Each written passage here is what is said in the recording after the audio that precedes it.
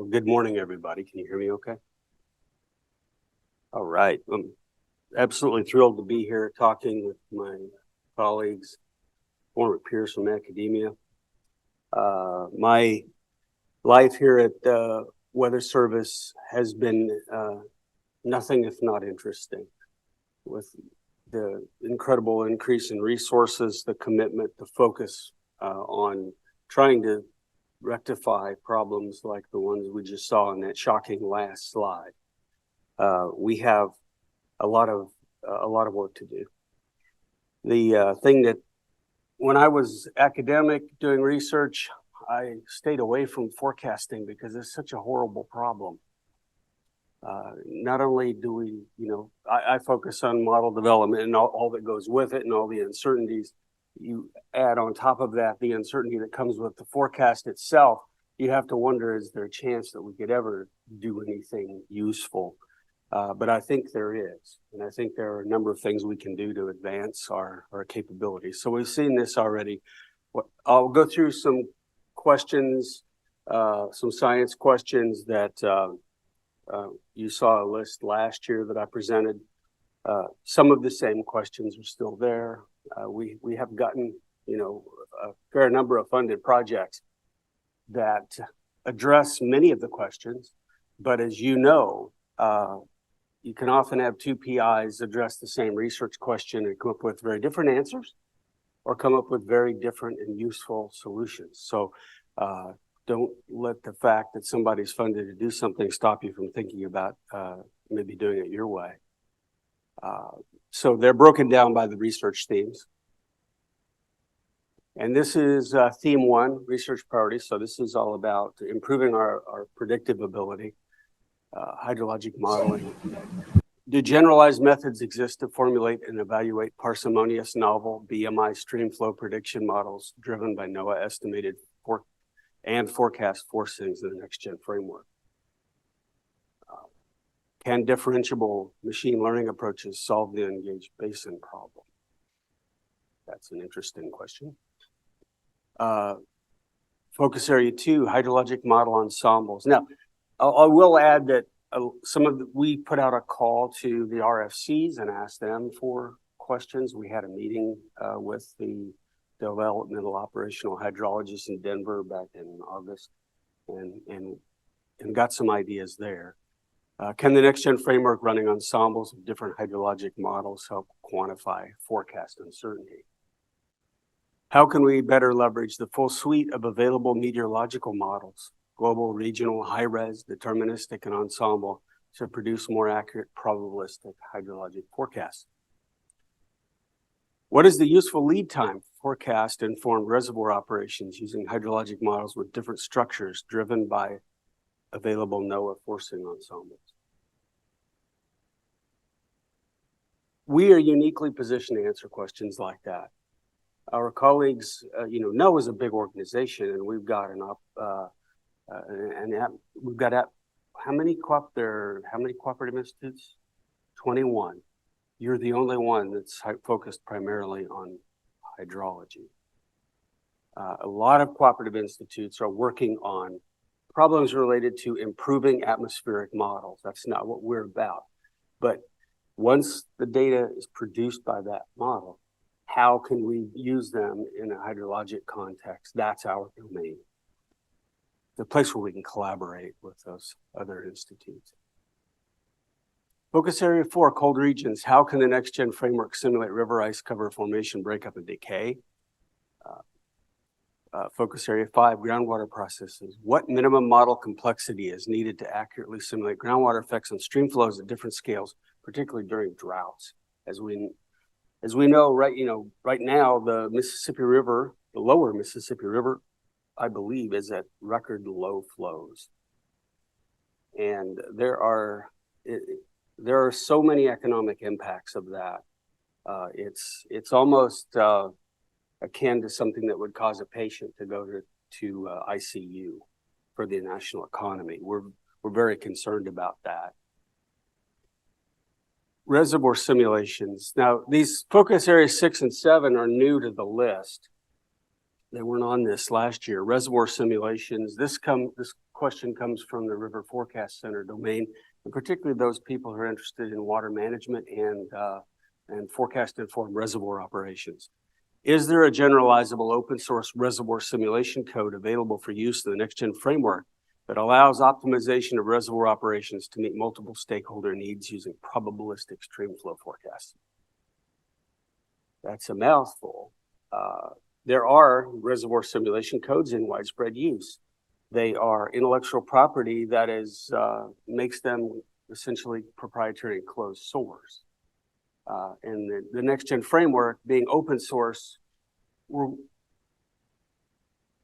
I don't know if it's impossible that we would use a proprietary closed source reservoir scheme with the next-gen framework, but we'd prefer if the community can develop one. And the universities have been developing these things since the 60s. I think, you know, in terms of patent lasts 17 years, you know, trademark goes forever. But, you know, simulating reservoirs is a sophisticated art, but it, you know, it's probably not something that couldn't be, maybe a university that has one of these could decide to make it open source and it could become the next gen standard. Focus Area 7, effects of forcing uncertainties in water predictions. This question came from the Weather Prediction Center, the director of their Weather Prediction Center, Dave Novak. How can we validate both estimated and forecast precipitation and other meteorological variables and quantify the effects of their uncertainties on water resources forecast plausibility and accuracy? There are domains of the forecast space in terms of lead time, model type, catchment size. You can think of this multidimensional space where it's just not plausible to make a meaningful forecast for certain variables or parameters. And the forcing, the uncertainties in the forcings have a huge effect on that. Research theme 2, which is developing community modeling. Focus Area 1, next-gen modeling concepts. What information is needed to implement a perceptual model checker for the next-gen framework that evaluates formulation completeness, internal consistency, and enforces conservation laws? As some of you know, we plan to have a discussion about that later this week involving folks from other government agencies, but because of the impending shutdown, we decided to postpone that meeting. But that's a question that we would, I think, all agree is very important. The next-gen framework being a powerful tool that eases model evaluation and testing also opens the door for model misapplication, which is a widespread problem, you know, related to the fact that easy-to-use software tends to get used by people who maybe shouldn't be using it. But I think in terms of the bipartisan infrastructure law contract to the Raytheon Corporation, we have a pressing need to come up with answers to that to help them inform their development as well. Can models running in the next-gen framework be stopped and restarted using the existing BMI 2.0 standards with no change in performance? If not, what extensions are required? That's an interesting question. Focus Area 2, next-gen community framework development. What community advantages arise from coupling the next-gen framework to other modeling frameworks, such as the NOAA Unified Forecast System? That's a question that was on there from last year. What is the research to operations process? For example, how do we determine that a new hydrologic model formulation or module provides a performance enhancement and advancement and is ready for operational forecasting? Focus Area 3, next-gen applications. What objective calibration measures are most appropriate for predicting floods and droughts, et cetera? How can open source technology standards and software development best practices accelerate research to operations and operations to research for common operating infographics, picture tools, and dashboard leveraged by operational prediction forecasters? And down here at the bottom, how can the community leverage development of the next-gen framework, training education modules for virtualization and or cloud implementations speed the discovery process. And there we think about, for instance, Dr. Dan Ames demonstrated the next gen in a box at the developers conference in Salt Lake City last summer.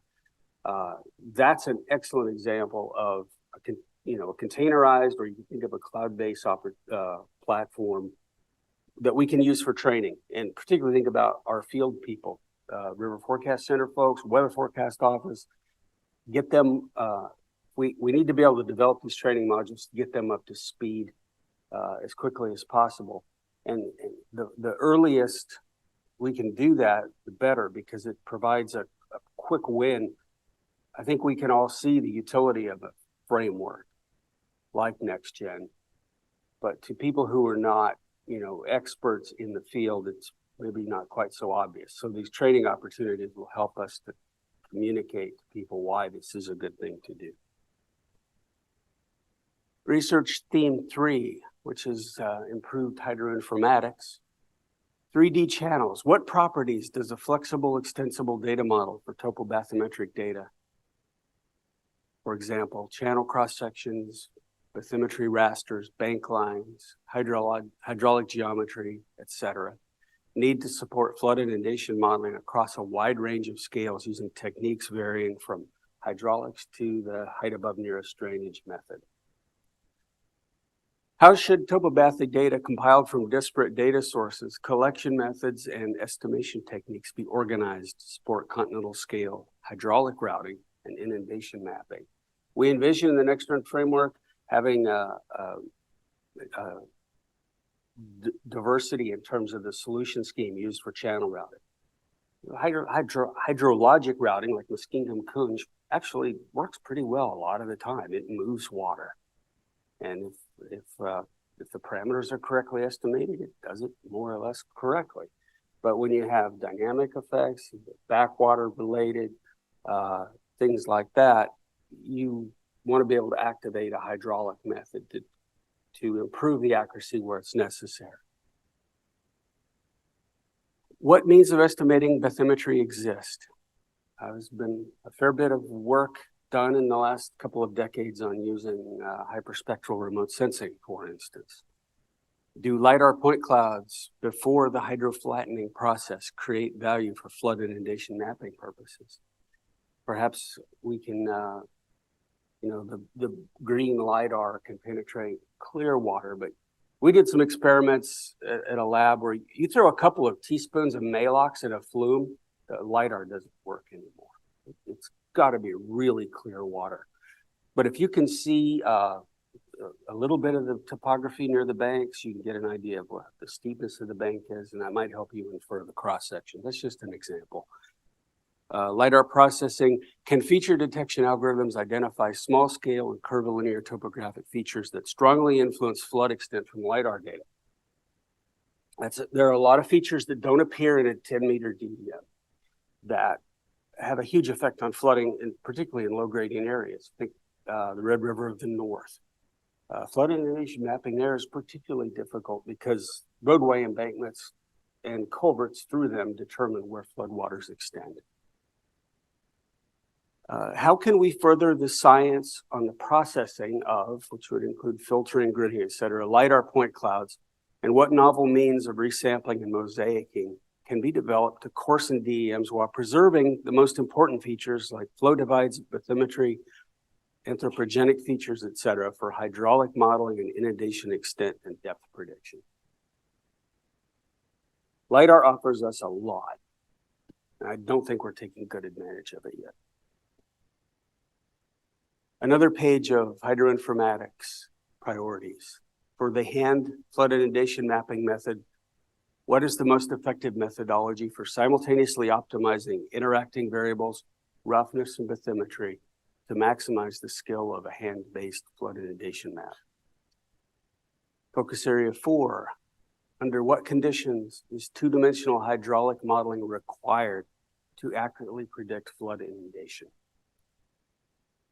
But at focus area 5, what is the most effective means of accounting for reservoir flooding in the National Water Model and hand-based flood inundation maps? Another question, what is the availability of data, models, and tools to build a continental scale system allowing operational forecasters to quickly predict inundation extent and depth for dam and levee overtopping or break scenarios?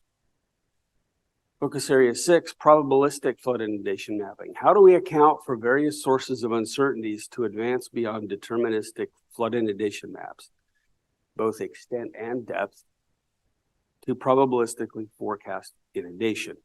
What techniques allow determination of forecast uncertainty based on temporal evolution of forcing model predictions? I like to say that in the forecasting game, every blink's a new world. Every time you get a new forecast, you get a completely new outcome, particularly given that there's always some uncertainty in your initial conditions. So you have to, every time you get a new forecast, you have to re-estimate your initial conditions and then march forward in time. Continuing with that theme, now we still have a lot of questions on research theme 3 because there weren't so many proposals submitted on this research theme last year. Machine learning informed FIM. How can machine learning technology enhance hand data-based synthetic rating curves and inundation mapping solutions? To what extent and what spatial scale can machine learning technology predict inundated extent and depth from national water model forecasts? How can machine learning methods function as surrogate models, meta models, emulators to one-dimensional 2D or quasi-2D hydrodynamic models to deliver rapid inundation extents and depths? You know, we've done some testing with 2D flood inundation models that are hydrodynamic based, and you know their runtime depends enormously on initial conditions, and they can be slow depending on how dynamic the system is. How can physics-informed deep learning methods leverage automatic differentiation to optimize the 1D, 2D Saint-Venant equations and provide advantages over traditional numerical solvers? How can deep learning models trained as surrogate models or solvers generalize in a transfer learning paradigm across different yet similar sets of problems for different regions, parameter values, and boundary conditions? Focus area 8, advance quality and access to key data sets of interest to the water enterprise. How can the following key data sets be improved to benefit hydrologic predictions? Bridge-mounted, stage-only river observations. There are parts of the U.S., Iowa, Texas, where there's a lot of these. Remotely sensed water surface observations, such as the SWAT satellite that was recently launched. It can measure, I think, 300 meter across roughly 200 to 300 meters. I think it depends. But it can measure almost every significant water body in the country and most major rivers. Water prediction hydrofabric data, national water model forecasts, national water model retrospective simulations, analysis of record for calibration data set, and the hydrologic ensemble forecast system forecast. Dissemination and visualization research, focus area 9. How can cloud-native technologies and geospatial data dissemination standards support the sharing of large quantities of water prediction data following FAIR guidelines, enhance emergency response, and promote open science? Theme 4 is about socioeconomics and impacts. Communication and visualization. How can CIROH effectively survey and regularly interact with NOAA, National Weather Service river forecast centers to identify and document local knowledge for use in the next-gen framework and transfer that knowledge into projects? What non-traditional visualizations enhance the communication and utilization of flood inundation maps? There's a NOAA sea level rise viewer there. The URL is provided as an example. How can the National Weather Service best communicate probabilistic forecasts, including FIM services, to support risk-informed decision-making? And this last one, how can we best communicate water-related risks in a non-stationary world? That's a new one from last year that came out of several discussions that we've had with our partners this year. You know, we have to stop using recurrence interval in our thinking. We have to stop using it entirely. And what do we replace that with, and how do we get it to take? That's an important question. Focus area 2, communities and end users. How can we best incorporate guidance from ungauged rivers produced by the National Water Model to an early flood warning system?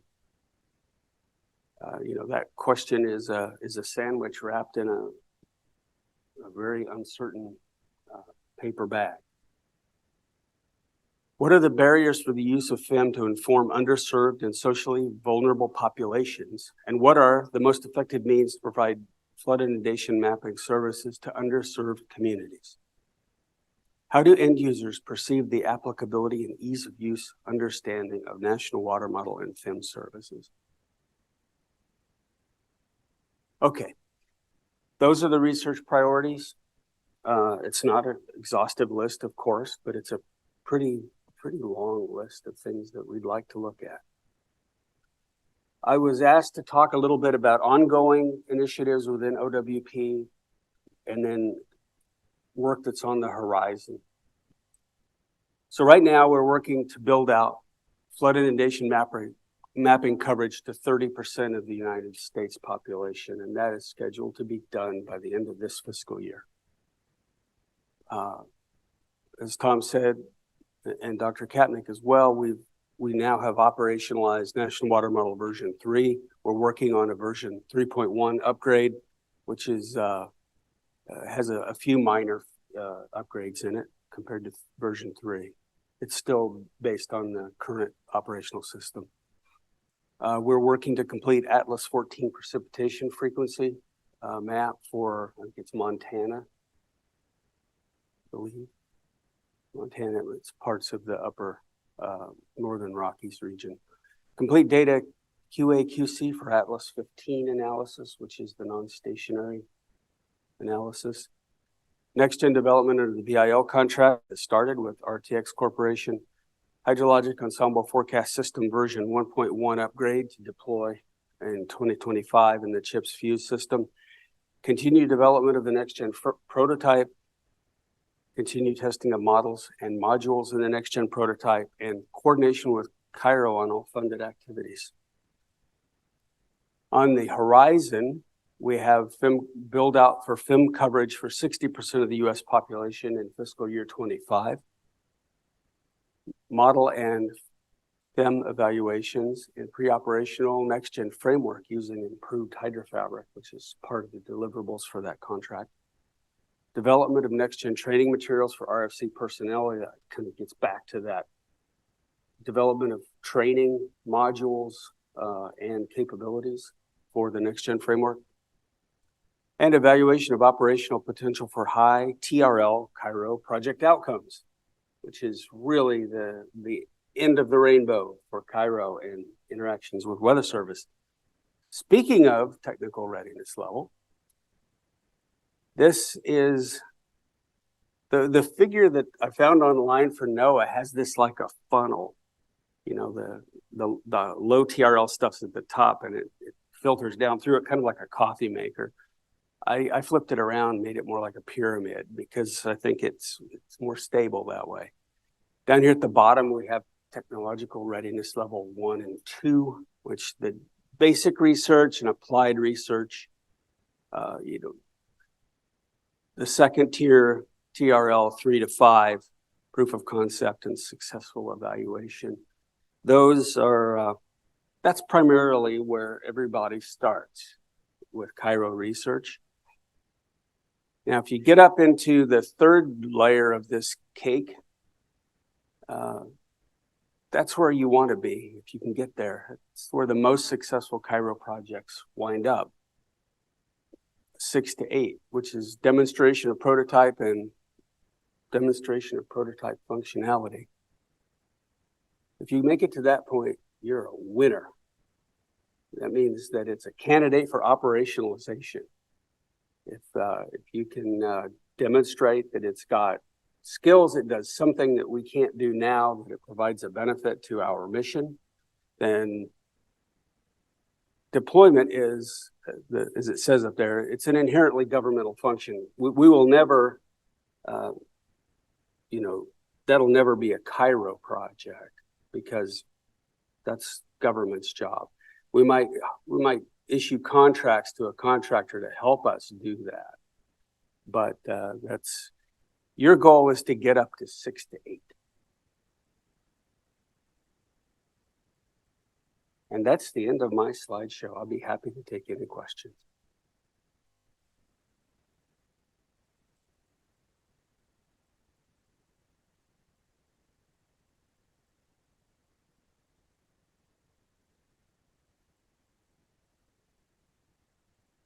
Seven-second rule. Okay. Oh, there's one, Jim.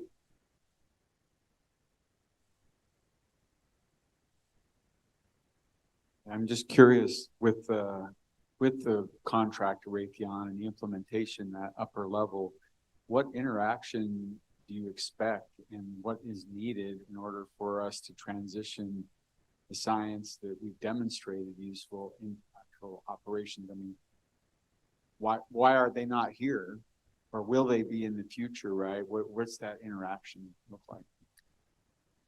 That's a really good question. I think Tom kind of, he said there's a triad, right? There is NOAA, contractors, and CIROH. And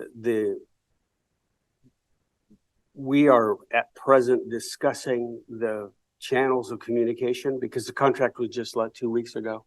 I think that's the primary reason why Raytheon's not here. They're just getting spooled up. But I will say that CIROH has an incredibly valuable role to play in this process because our framework is standards-based. Our prototype, for instance, doesn't do everything that it needs to do. But if you're using the standards that underpin it, if you're using BMI and the high features data model, you're compatible with whatever gets produced by whomever. So I think there's a really important role. All of the science you're doing, all of the results that you produce using your science, if you can demonstrate utility, you can advance up that TRL ladder, using whatever driver program that is compatible with those standards. If you demonstrate that it's got value for our mission, we can operationalize it. Good question, Jim. Thank you.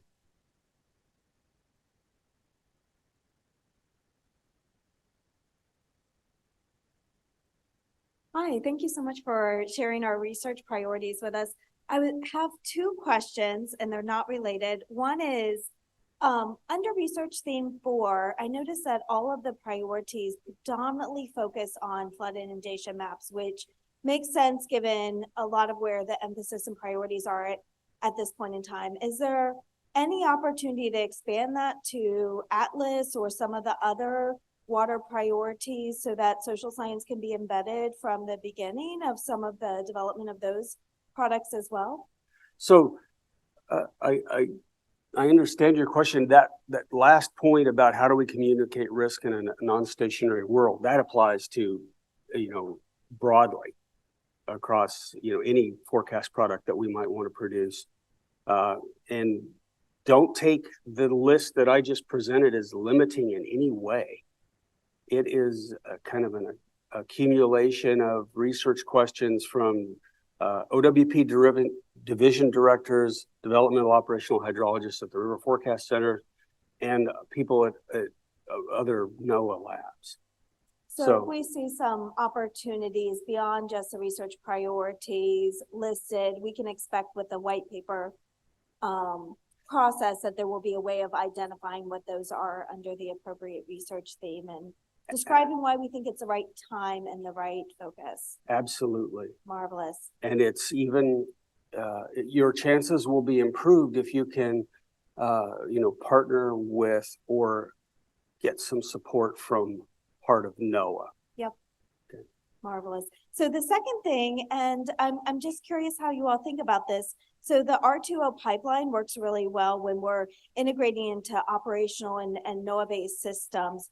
There's a lot of work that exists within CIROH. We heard yesterday that we talk about it as R2O, but it's actually really getting NOAA products into the hands of a diversity of different kinds of public users. And so it's a different kind of operations. And so I was wondering if you could speak to the priority and the importance of those two different operational paths, since you spoke to the NOAA one, but we haven't heard very much about how we think about it within those public spheres and users when some of the research products that we're producing don't have like an immediate NOAA like R2O pipeline, and instead it's a public dissemination pipeline. That's a really good question, and I don't know if David Valley is online. He's the director of our Service Innovation and Partnership Division. He's not. He'd be a great person to answer that question because he lives in that space. So I'm sorry, I can't answer that very well. Hey, Fred, I am on, if you can hear me. Excellent. David. And if you could repeat the question. Can I repeat the question? Do you want me to do it? Can you hear her, David? I can, yes, please do. Hey, it's Hi. awesome. It's good to hear your voice and have you with us virtually, as well as our other colleagues that are joining us virtually. So with research to operations within CIROH, we talk about it in two different ways. One is a typical like technological readiness level of research all the way through deployment done by NOAA from like stage 1 through 9, which, you know, Fred did a great job describing a little bit earlier today.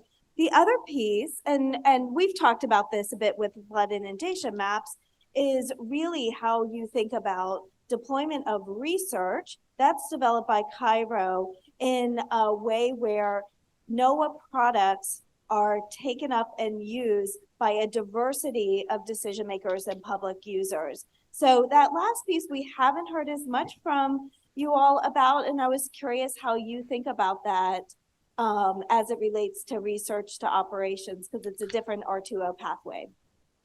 No, I think this is one of the uniquenesses of CIROH, that it truly gives us an opportunity to explore these different pathways. We're so hardwired within our own structure that it's difficult for us from the federal side to do a lot of that engagement and interaction. I think CIROH offers the perfect avenue for us to really test and validate some of these ideas. That's an excellent answer, David. Thank you. You're welcome, Fred. Thank you. Any other questions? Hey, Fred, I'd like to add to that answer too, if I could. Sure, Tom, go ahead.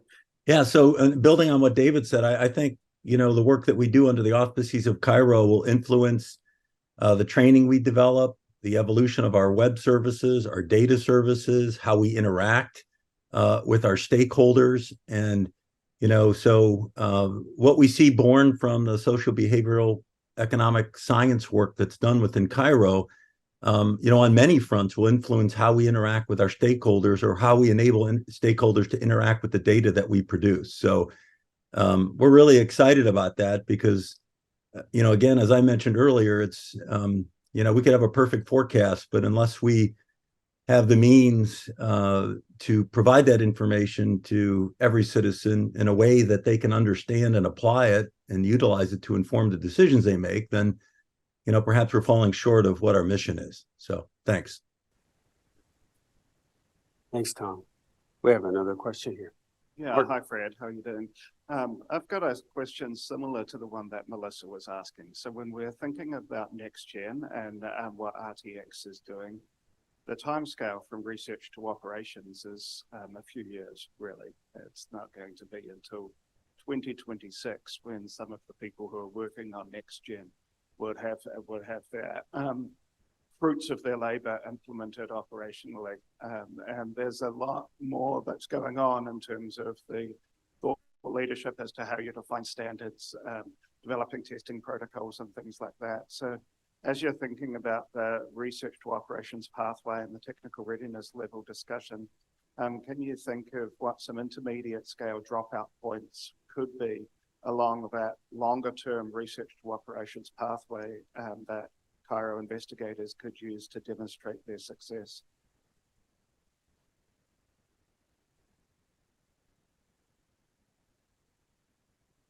I was struggling just a little. Can you summarize again just a little bit louder? I didn't quite get all of that.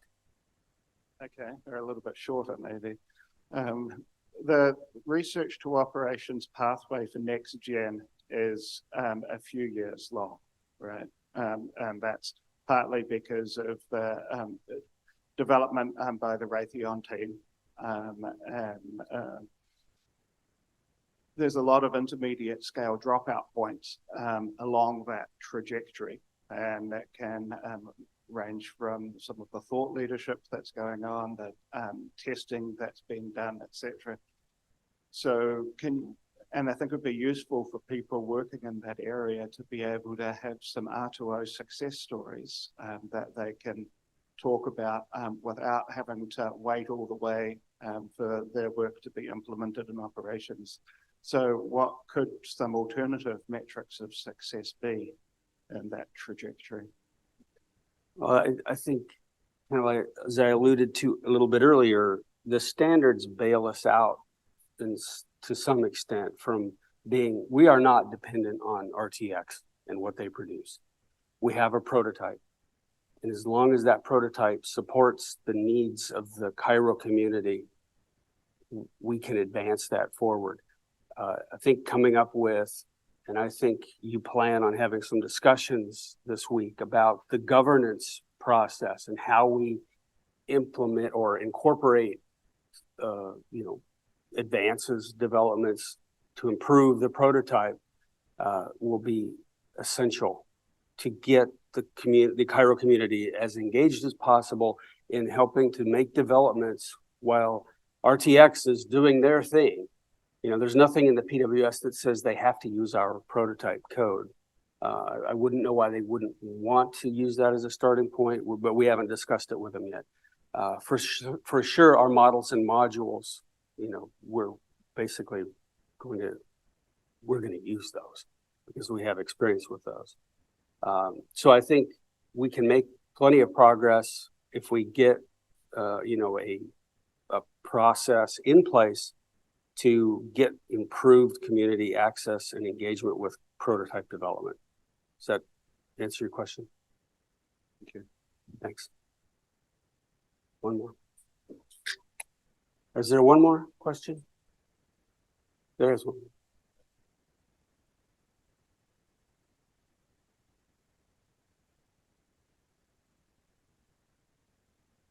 All right. Thank you for the question on that, Martin. I think we need to draw a distinction here between the prototype, the operational national water model that is derived from the work that we're doing in the next gen framework, and the community model that we can use the next gen framework to support. So the RTX contract is primarily going to support the hardening of code that is developed through the community or through other means. Primarily, CIROH will play a very big role in developing the lower technical readiness level code. What goes through the governance process that Fred just mentioned, what goes through that process will be hardened into an operationally ready code that the Weather Service will use to support the water model that is deployed onto WCOS. So think of CIROH as the lower technical readiness level proof of concept things, where the best ideas that come out of the work that CIROH does will be taken into the operational code. So did that help address your question? And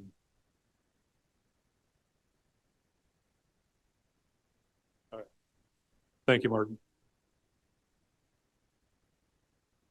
And with that, I will turn it back over to Christy. Thank you all.